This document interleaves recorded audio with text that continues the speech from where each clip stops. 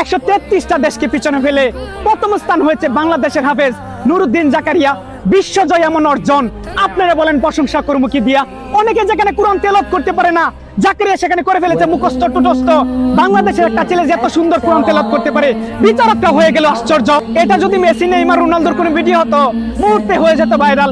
এই কোরআনের পাখিগুলোকে নিয়ে যখন আমরা কথা বলি, শেয়ার করতে চায় না কেউ আজকাল, শেয়ার করে দিয়েন।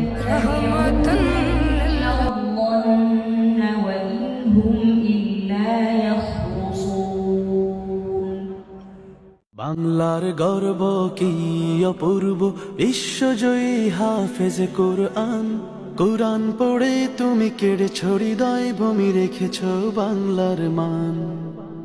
বাংলার গর্ব কি অপূর্ব, বিশ্বজয়ী হাফেজ কোরআন।